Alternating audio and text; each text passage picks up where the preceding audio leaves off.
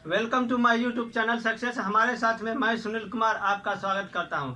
आज का टॉपिक लेकर आया हूं चंपारण सत्याग्रह। यह गांधी जी का पहला सत्याग्रह था, पहला आंदोलन था भारत में।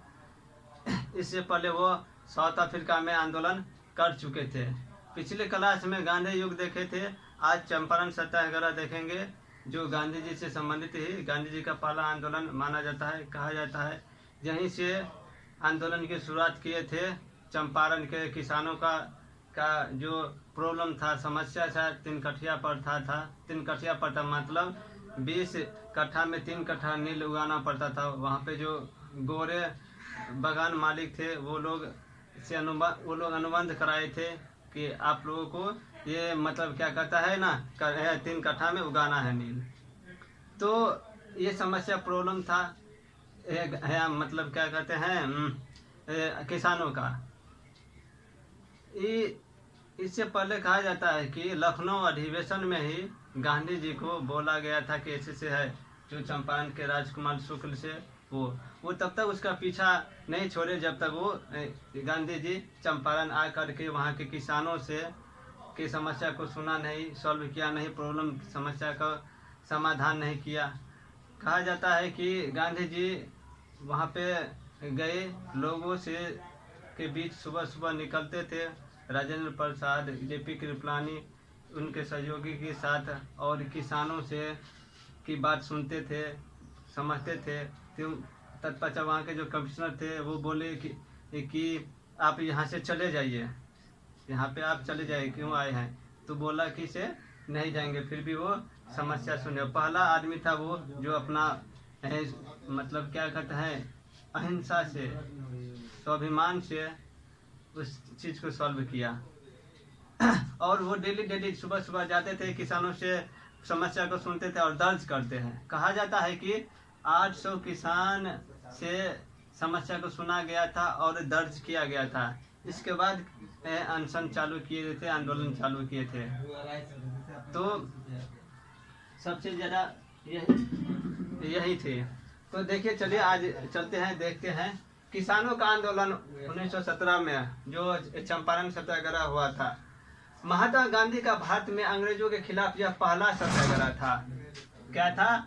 महात्मा गांधी का भारत में अंग्रेजों के खिलाफ यह पहला सत्याग्रह था। चंपारण के किसानों की नील की खेती करने के लिए मजबूर किया जाता था,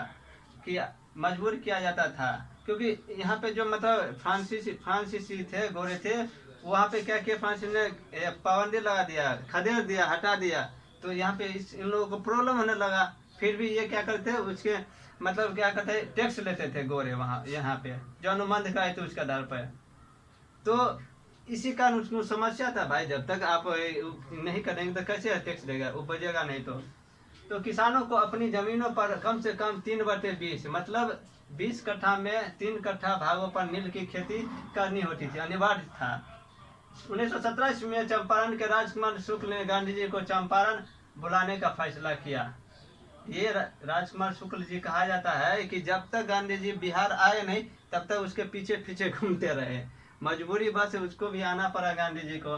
भारत सरकार गांधी जी को अब तक विरोधी नहीं मानती थी।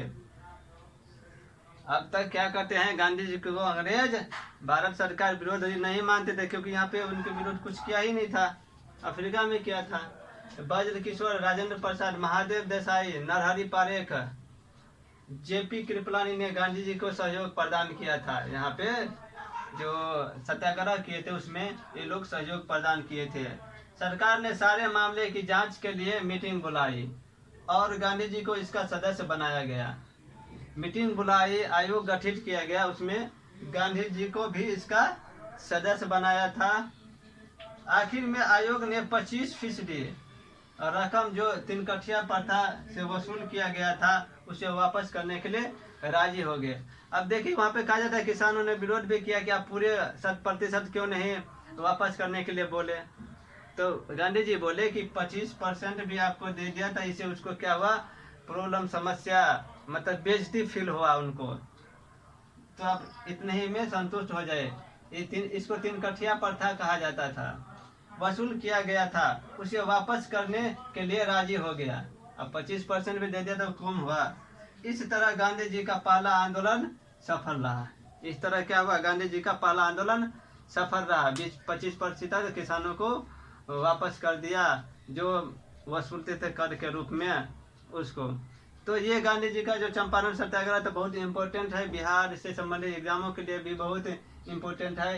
ये सबसे इम्पोर्टेंट पॉइंट है जो पूछे जाते हैं, यही क्वेश्चन पूछे जाते हैं, यहीं से भी आता है, ये ज़्यादा इम्पोर्टेंट है। यही मतलब हेड ऑफ डिपार्टमेंट यही है क्वेश्चन का।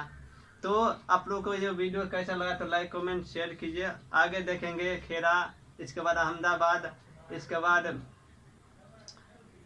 रॉलेट एक्ट, इसके बाद अमृतसर में जो हुआ था जलियांवाला बाग हत्याकांड। ऐसे ही टॉपिक के बाद टॉपिक देखिए, छोटा छोटा टॉपिक आपके दिमाग में सही से आप यदि पढ़िएगा, आपके दिमाग में एक रत्ती भी फील नहीं होगा कि कठिनाई होगी। और गलत कंटेंट नहीं है, बुक से है, बिपिन चंद्रा का बुक है स्वतंत्रता आंदोलन, आप उसमें देख सकते हैं, चेक कर सकते हैं। बहुत सारा बुक पढ़ करके तब मिला करके तब ये कंटेंट तैयार किया जाता है। तो आप लोगों को ये वीडियो कैसा लगा तो लाइक कमेंट शेयर कीजिए और सब्सक्राइब भी कीजिए, जिससे अगला नोटिफिकेशन आपको मिल जाए। दोस्तों को भी शेयर कीजिए जिससे उनको भी फायदा होगा जो कम्पिटिटिव एग्जाम का तैयारी करता है। तब तक के लिए आप लोगों को बहुत बहुत धन्यवाद। जय हिंद, जय भारत।